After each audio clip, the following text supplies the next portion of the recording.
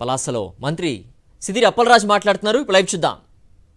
ఉద్యోగాలు ఇచ్చేస్తే దాని అర్థం ఏంటి? ప్రతి ఆల్టర్నేటివ్ ఇంటికి కూడా ఒక టీచర్ ఉద్యోగం ఉండాలి కదా. ఈ రెండు రాష్ట్రాల్లో ప్రతి కుటుంబంకి ఒక కుటుంబం ఉద్యోగం ఉండాలి, ఇంకో కుటుంబానికి ఉద్యోగం ఉండకూడదు, ఇంకో కుటుంబానికి ఉద్యోగం ఉండాలి, ఇంకో కుటుంబానికి ఉద్యోగం ఉండకూడదు. ఇదే కదా సింపుల్ లాజిక్ కదా. మీరు ఇక్కడ ప్రెస్ వాళ్ళు ఉన్నారండి, ఓ 40-50 మంది ఉన్నారు. మీరు ఏ ఒక్కరింట్లో అయినా టీచర్ ఉద్యోగం ఉన్నదా? చంద్రబాబు ఇచ్చింది చెప్పండి నాకు. ఎందుకు ఇదంతా పనికిమాల డిస్కషన్ ఇదంతా? అసలు ఈ లోకేష్ ఏమో పనికిమాలోడు మా ఊరు వచ్చి మాట్లాడు, ఆయనకేమో నేను ఇక్కడ కౌంటర్ ప్రెస్ మీట్ పెట్టడం.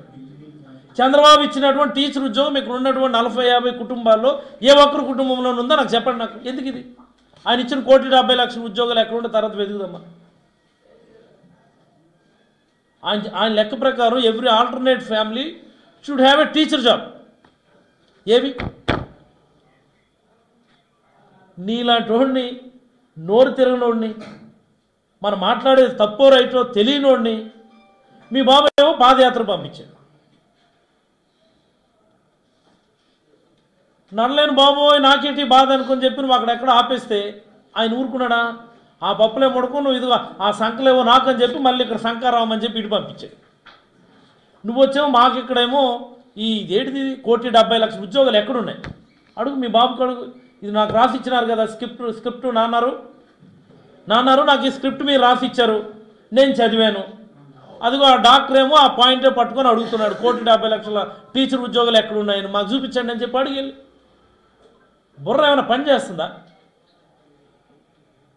అసలు నీకేమైనా నీ మాటల మీద నీకేమైనా కంట్రోల్ ఉందా లేదా నాకు డౌట్. నాకు అసలు ఏం మాటలు అవి? పిచ్చి మాటలన్నీ మాట్లాడుతున్నావు. భోగాపురం ఎయిర్పోర్ట్కేమో ల్యాండ్ ఎక్విజిషన్ జరగలేదట. ఓరయ్య ఎల్లురా బాబు, అక్కడ పనులు బ్రహ్మాండంగా జరుగుతున్నాయి. ఆ జిఎంఆర్ రోడ్ దుమ్ము రేకొట్టేస్తా ఉన్నాడు అక్కడ. అసలు ఎంత అన్యాయం అంటే మా శ్రీకాకుళం జిల్లా హెడ్ క్వార్టర్స్లో ఐటీ కంపెనీ కోసం అని చెప్పి ప్లేస్ కేటాయించారట. ఎక్కడ చూపించి నాకు, నేను వస్తాను. నేను బాబు ఈనాడు వారు మీకన్నా తెలుసా? ఎక్కడున్నారండి? ఈటీవీ వారు పోనీ దయచేసి రేపు మీరు వెళ్ళి ఆ నారా లోకేష్ గారు ఐటీ మినిస్టర్గా ఉన్నప్పుడు శ్రీకాకుళంలో కేటాయించినటువంటి ఆ స్థలాన్ని ఒకసారి మీరు చూపించండి దయచేసి.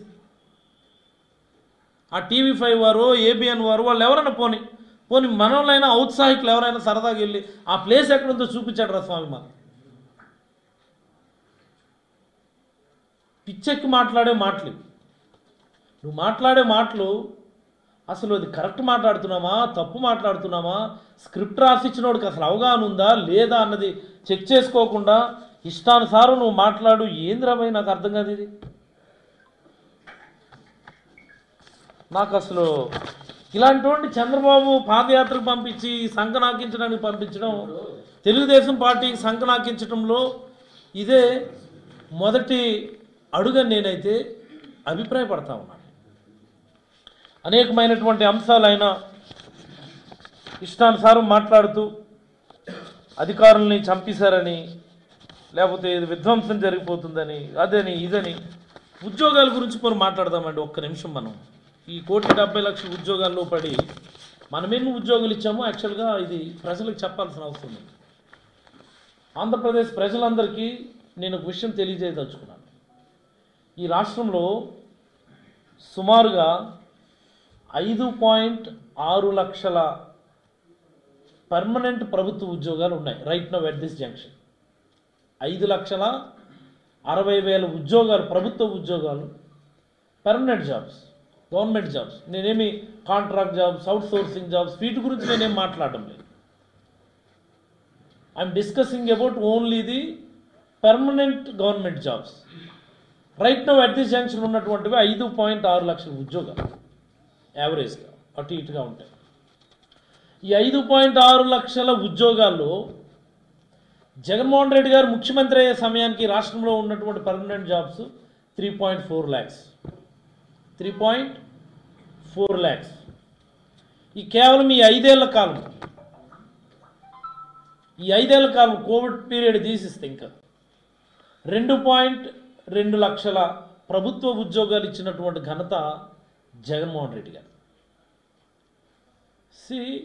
ది ఐరనీ ఈజ్ 65 సంవత్సరాల ఆంధ్రప్రదేశ్ అవతరణ తర్వాత అనేక మంది ముఖ్యమంత్రులు, అనేక ప్రభుత్వాలు వచ్చి, ఇన్ని ప్రభుత్వాలు వచ్చిన తర్వాత 2019 మనము జగన్మోహన్ రెడ్డి గారు ముఖ్యమంత్రి అయ్యే సమయానికి రాష్ట్రంలో ఉన్నటువంటి ఉద్యోగాలు 3.4 lakhs అయితే ఒక్క 5 ఏళ్ల కాలంలో 2.2 లక్షల ఉద్యోగాలు జగన్మోహన్ రెడ్డి గారు ఇచ్చారు.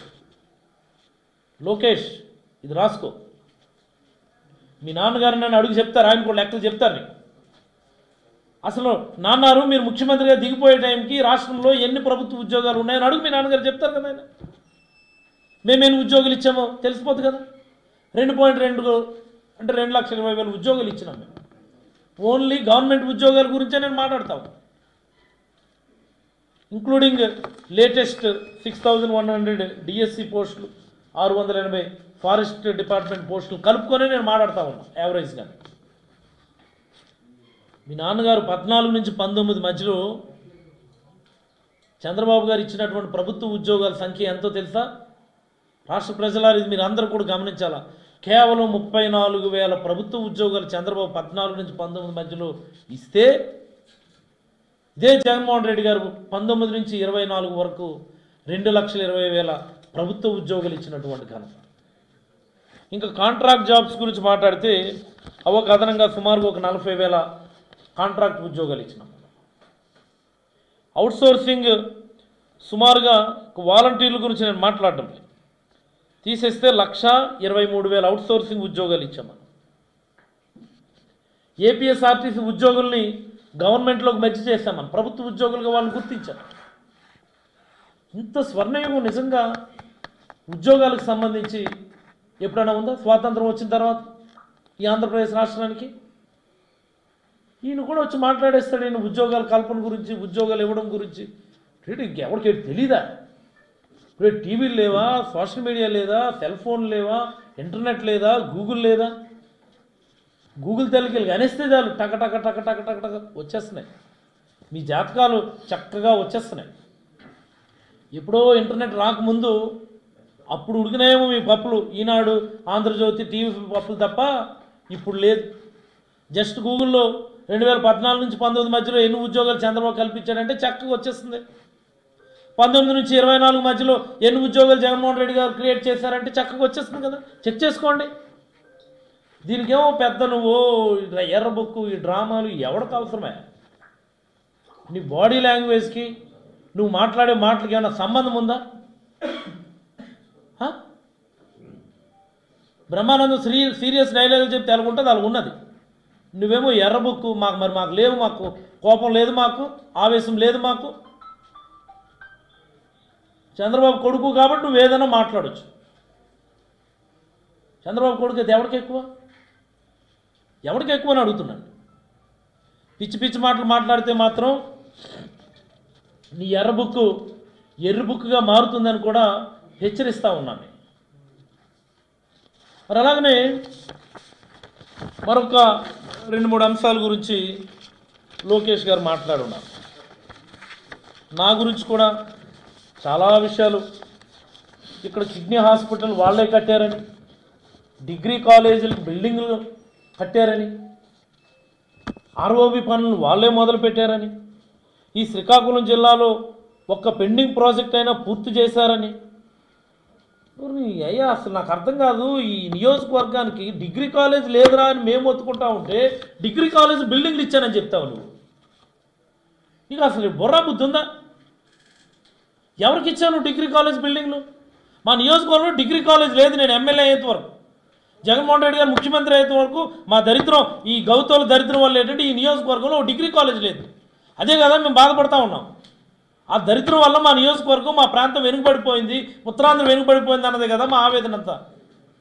నువ్వు వచ్చేమో డిగ్రీ కాలేజీకి బిల్డింగ్ ఇచ్చాట. అసలు డిగ్రీ కాలేజ్ ఎప్పుడు ఇచ్చావు, బిల్డింగ్లు ఎక్కడిచ్చావు? నీకు స్క్రిప్ట్ రాసి ఇచ్చినోడు కన్నా బుర్రా బుద్ధి ఉండాలా, చదివి నీకన్నా బుర్రా బుద్ధి ఉండాలా, నీ చేత మాట్లాడించినటువంటి ఆ వేదిక మీద కూర్చొని ఉన్నారు వాళ్ళకన్నా బుర్రా బుద్ధి ఉండాలి. అసలు ఇక్కడ ఏం జరుగుతుంది?